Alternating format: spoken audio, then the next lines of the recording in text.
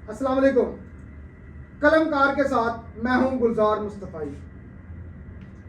28 जून को ऐन ईद के रोज़ कुरान पाक की बेहुरमती करके मुसलमानों के दिल किरची किरची कर दिए गए। स्वीडन में स्टॉक होम की जामिया मस्जिद के बाहर कुरान पाक की बेहुरमती ऐसे वक्त में की गई जब मुसलमान ईद मनाने में मसरूफ़ थे। अफसोस की बात यह है कि यह सब कुछ पुलिस की सिक्योरिटी में किया गया। सोचने की बात यह भी है कि 37 साला इराकी निजाद स्वीडिश शहरी मलौन ने जब पुलिस से कुरान पाक को नजरे आतिश करने के लिए सिक्योरिटी मांगी तो इसे ये सिक्योरिटी क्यों दी गई और इसे इस कभी अमल की भी इजाजत क्यों दी गई। ये इस बात को साबित करती है कि स्वीडन की हुकूमत भी कुरान पाक की बेहुरमती में मुलव्वस है।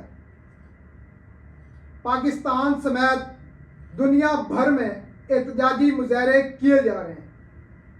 दुनिया भर में एहतजाज के बावजूद गैर मुसलमानों के कान पर जूं तक नहीं रेंग रही। इस पर ना तो किसी आलमी तंजीम को शर्म आ रही है और ना ही अमन के ठेकेदारों को शर्म आ रही है।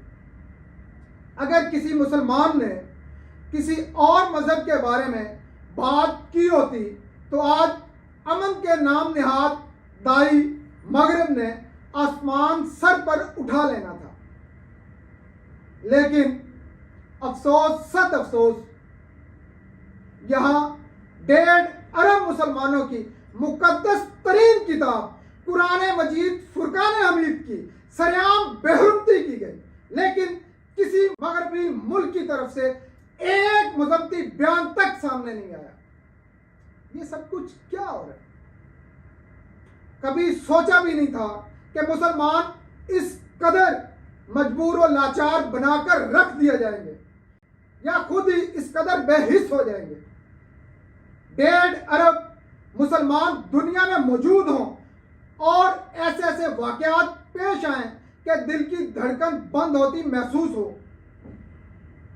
कोई दिन ऐसा नहीं जिस दिन मुसलमानों की मुकद्दसात की तौहीन ना की जा रही हो। मुसलमानों की मुकद्दसात को ठेस पहुंचाकर दरअसल मुसलमानों को मुश्तइल किया जाता है। अफसोस की बात है कि मुसलमान भी इस कदर तकसीम हो चुके हैं कि इनको यह भी समझ नहीं आ रही कि वो क्या करें। हालांकि ऐसे वाकयात के बाद उम्मते मुसलमा को एक मौक़िफ़ अपनाते हुए यह ऐलान करना चाहिए था कि अपने मुकद्दसात की तौहीन किसी सूरत नहीं बर्दाश्त करेंगे। मुस्लिम उम्मा को चाहिए कि हर उस मुल्क का मुआशी बाइकाट करें जिस मुल्क में कुरान पाक की बेहुरमती की जाए या मुसलमानों की मुकद्दसात की तौहीन की जाए। यूरोप या अमेरिका में कुरान पाक की बेहुरमती की नापाक जसारत कोई नई बात नहीं। मगरबी ममालिक हर 2-4 साल बाद कोई ना कोई ऐसा हमला कर देते हैं जिससे दुनिया भर के मुसलमानों के दिल चूर चूर हो जाते हैं। लेकिन बात सारी ये है कि यह सब कुछ तौहीन अमेजियां मुसलमानों में ना इत्तफाकी की वजह से है और यही वजह है कि दुश्मनाने इस्लाम अपने जले दिल के फफोले खूब निकाल रहे हैं। 9/11 के बाद मुनज़्ज़म अंदाज में कुरान पाक की बेहुरमती के वाकयात ऊपर तले पेश आ रहे हैं।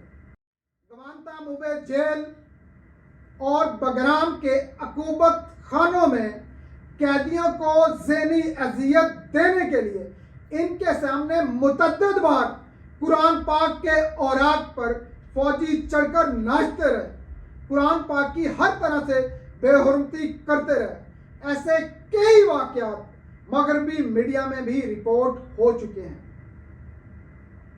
लेकिन मगरब को शर्म नहीं आई और ये इसको आज़ादी इजहार का नाम दे देते हैं। अभी तो मुसलमान अमेरिकी मलऊन पादरी टेरी जोन्स की जानिब से कुरान पाक को नौजुबिल्ला नजरे आतिश करने के वाकयात को ही नहीं भूले। सरेआम अमेरिका जैसे मुल्क में कुरान पाक की बेहुरमती की गई, सोशल मीडिया पर मुहिम चलाई गई, लेकिन अफसोस उस वक्त भी कुछ नहीं किया गया था और अफसोस अब भी मगरबी ममालिक की जानिब से कुछ नहीं किया जा रहा। हर तरफ से यह ढंढोरा पीटा जा रहा है कि यहाँ आज़ादी इजहार राय है। और मौलाना, ये कौन सी आज़ादी इजहार राय है कि तुम 1.5 अरब मुसलमानों की मुकद्दस तरीन किताब कुरान पाक की बेहुरमती करते हो और पूरी दुनिया में तुम्हें कोई पूछने वाला नहीं। मुसलमानों को भी अपने रवैये पर नज़रसानी करने की ज़रूरत है।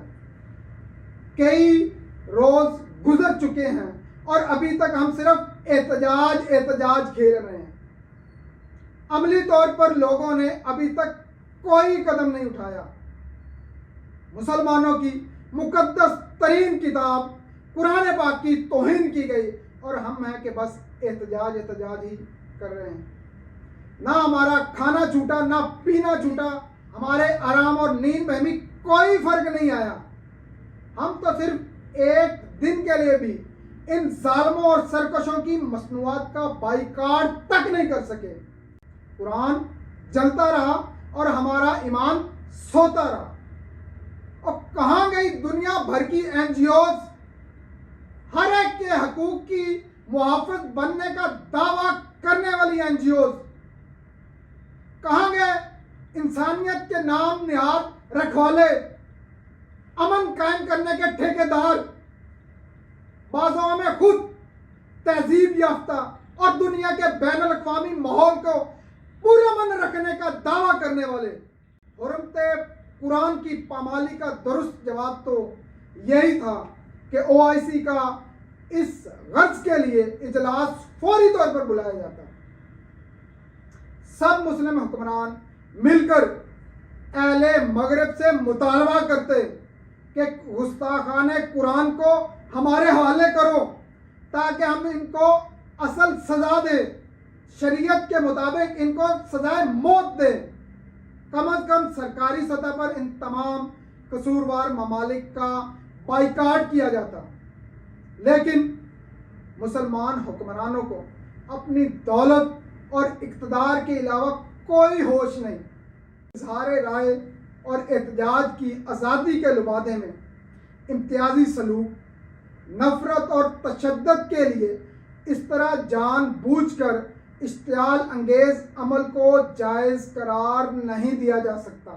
बैनुल अक़वामी कानून के तहत रियासतों का फ़र्ज़ है कि वो मजहबी मुनाफरत की किसी भी कोशिश को रोकें जो तशद्दुद को भड़काने का बाइस बनती है। मगरब में गुज़श्ता चंद माह के दौरान इस तरह के इस्लामोफोबिक वाक़यात का तसलसल से पेश आना नफ़रत अंगेज़ इक़दामात की इजाज़त देने वाले कानूनी फ्रेमवर्क पर संगीन सवाल उठाता है। आज़ादी इजहार और राय का हक नफ़रत को हवा देने और बैनुल मज़ाहिब हम आंगी को सबूताज करने का लाइसेंस फराहम नहीं करता। आलमी बिरादरी को भी चाहिए कि इस्लामोफोबिया और मुस्लिम मुखालिफ नफ़रत के बढ़ते हुए वाक़यात को रोकने के लिए काबिले एतमाद और ठोस इक़दामात करे। पाकिस्तान की दरख्वास्त पर अक़वाम मुत्तहिदा की इंसानी हकूक़ कौंसिल का इजलास फौरी तौर पर तलब किया गया है। अब देखना है कि इस इजलास से क्या निकलेगा। पाकिस्तान समेत दुनिया भर के मुसलमान ममालिक को चाहिए कि वो स्वीडन के मुआशी बाइकाट का फौरी ऐलान करें।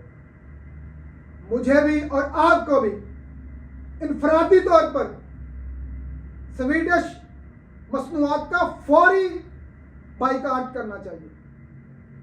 इसके साथ ही मुझे इजाज़त दें। अपना और गिरदोनवा के लोगों का ख्याल रखें।